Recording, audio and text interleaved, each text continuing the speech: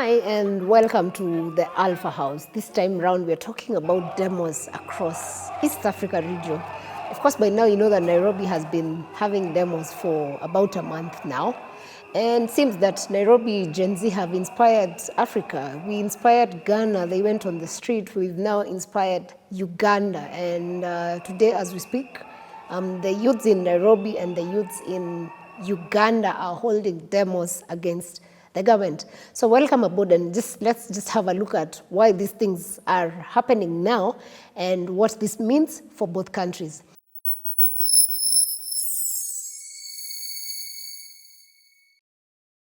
In Uganda, the protesters cite rampant corruption and abuse of human rights by the country's rulers, while in Kenya it's a call for accountability and of course with good governance. So in the protests that are held across the two nations, Ugandan security forces detained a number of young people on Tuesday in downtown Kampala who are taking part in the banned rally, because in Uganda it was banned. And they were actually peaceful protesters, interestingly. And also in Kenya, the protests were peaceful until we had goons who infiltrated the demos. So in Kenya, the youthful protesters had vowed to occupy Jomo Kenyatta International Airport, which is of course the biggest airport across East Africa.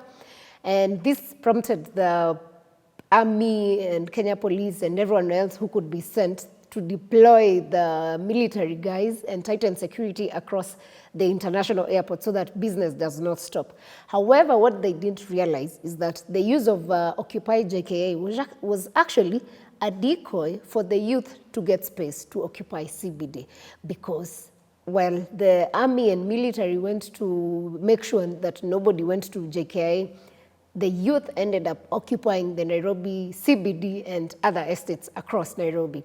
So on Sunday, the president of Kenya, that is President Ruto, had said that the protest organizers could not remain anonymous and should step forward and say what the violence is going to achieve.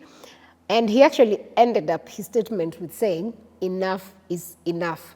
However, the protesters seem not to take his talk serious, as many thronged Nairobi CBD and other estates on Tuesday for the weekly Tuesday demos, because now it's become a thing that on Tuesdays there seems to be demos organized online by the young people.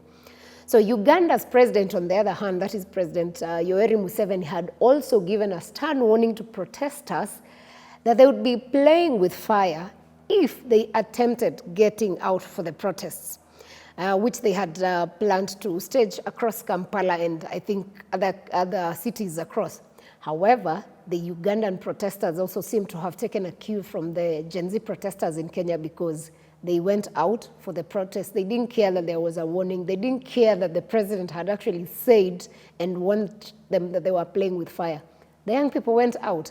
Seems that the young people across Africa are, tired of the rhetoric of the old people on obedience and listening to the people in power for some reason. The Ugandan protest was against corruption and government abuse of human rights. If you don't know the history of Uganda, President Museveni has been in power since 1986. That's way before I was born. That's about 38 years now.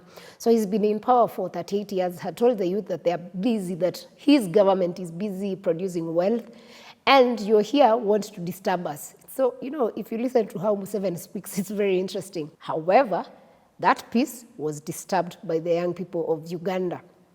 So having picked the cue from Kenya's Gen Zs, the protesters in Uganda went to the streets with some holding placards and shouting slogans denouncing corruption. And there was someone who was spotted with t-shirts that was bearing the words, "The speaker must resign." The Ugandan demos have actually come out with a list of things they want dealt with, and some of these demands that were highlighted in the Daily Monitor, that's their daily newspaper. The 7 demands were: 1, resignation of Anita Annett as the Speaker of Uganda's Parliament. 2, there was a resignation of 4 backbench commissioners. There was reducing the number of members of parliament. Members of parliament involved in corruption scandal should resign. Auditing the lifestyle of all members of parliament and investigations go on. And cutting salaries and allowances of all members of parliament to 3 million. And finally, the 7 ones allow Ugandans to continuously exercise their democratic right to peacefully assemble without blockage. So these are the demands that Ugandans have, and Kenyans, of course, have their different demands. So authorities in Uganda had banned the planned protests, citing intelligence saying that criminals would infiltrate the demos and loot and vandalize shops. So the young people did not take any of that. So to ensure that no vandalizing was done, soldiers and police were deployed around Parliament building and in the center of Ugandan capital with the aim of deterring any protesters. It's very interesting. There's actually a guy who walked all the way close to Parliament, and he held his placard and was shouting that someone must resign and they want change, but he was arrested while doing that in Uganda. So Uganda's main opposition leader, Bobi Wine, said security forces in the capital, Kampala, had been besieged the headquarters of his party, citing that his party, that is the National Unity Platform, is what was being used to mobilize young people. However, the young people are actually being mobilized with like the same way we saw in Kenya, where guys mobilized on Twitter. That's the same way Ugandans were doing this. So Bobi Wine was saying the whole idea of having army besiege the party's official residence was a waste of time, because either way, the young people were still going to go out. It didn't take him to mobilize them. It was self-initiated by the young people. And probably that's why we saw a lot of these young people in the streets. Not sure if it's the same. It's actually the same as Kenya, but it's something closer to what we have seen here at home. So interestingly, the queue to mobilize young people online is becoming a thing. And I think this thing is really becoming hard for either government. Even here in Kenya, the president has been asking who's funding, who's sponsoring these young people. And people keep saying, these calls just happen online. Nobody pays for people to show up, but people keep showing up. And it seems the government, even in Uganda, really didn't believe that online mobilization was a thing that could happen. Hence why they were going to besiege Bobi Wine's office. That's one of the things that's happening across. Now, for over a month now, young people in Kenya, generally the Gen Zs and millennials, have been taking to the streets demanding for good governance and accountability. And the current and most trending hashtag for the last, say, a month has been Ruto must go. And basically, the youth have vowed that they are not relenting.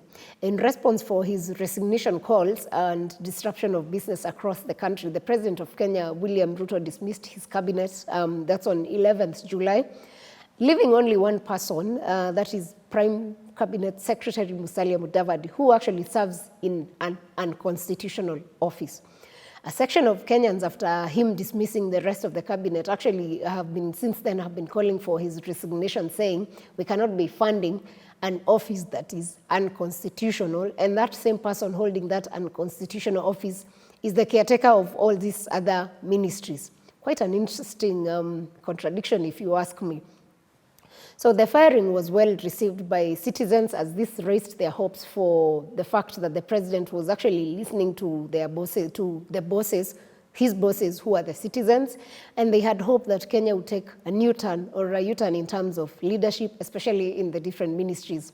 However, on 19th July, the president released a list of 11 nominees for the positions of cabinet secretaries, and the most surprising thing, or the most thing that maybe has ailed a lot of Kenyans, is that six of the 11 nominees that were listed were actually recycled from the previous cabinet. And this has not sat well with a lot of Kenyans, and especially the Gen Zs, who vowed that we'll still go back and we will not allow, especially those who've been recycled, to be on that cabinet this time. We can only wait to see what happens, because now the names are in Parliament, and of course Parliament, specifically the National Assembly, is supposed to do a vetting for these nominees. And then from there we will see what happens. And we are watching to see if our MPs listen to the people who elected them to represent them, or they listen to the powers that be when doing this vetting. So our MPs in Kenya know that the Gen Zs are watching, and they have vowed not to let go until we fix this country. So all eyes remain on the National Assembly for now, and we are hoping that this time round, as they are promising on the floor, they're going to do better, and they're going to vet better with, and give us people who actually can work, because the fixing of this nation is not just for you MPs, it's not just for me, it's for all of us as Kenyans. That's what we need. We need a Kenya that functions for everyone and offers equal opportunity for all. Now, since the demos began in Kenya, according to the Kenya National Commission on Human Rights, we've lost at least 50 people who've been killed by the police during these demos, and we've had over 413 injured. And we hope that these 50 people who've died on this hill will get justice. So the police and the judiciary, please do the best that you can to offer justice for these fallen soldiers, because I don't think anyone wanted to go on the streets to die. They were going on the streets for a better Kenya, and a better Kenya is better for you as a policeman, it's better for me as a citizen, it's even better for the president and anyone else in positions of power. So the bug for protests and fight for good governance started in Kenya and seems to have caught up the African youth. As we have seen, the African youths have been taking the cue. We've seen it in Ghana, although in Ghana there was a protest was called, but with very few numbers. And now Uganda has come up. We don't know who's going to take the cue next, and we don't know what happens next, actually, because the most interesting thing about these demos is that they are not planned knowing that next week this is going to happen. It's just people who come together and say, we are fighting for a better Kenya on a weekly basis. If something is done to make it better, then we drop that. If something is not done, then we go back to the streets. So as Alpha House, we'll keep an eye here in Kenya, of course, and across the region for any updates and eventualities and developments, and we will keep you posted. Meanwhile, you can share with us in the comments section what you feel about the current uprising or the demos that are taking shape in Kenya, now in Uganda, and anywhere else in Africa that you've seen. What, as a young person, what do you feel about it, and what change are you looking for? And do you believe that these particular demos will aid us get there? Or are there other means that we can look up to that will get us to where we want to be? Thanks for watching the show. Share with us, of course, your thoughts on the comment section. And remember to subscribe. We're on the road to 200K, and we really appreciate those, of course, who are already subscribed. You who's not, do subscribe, like, share, and keep commenting. See you on the next one.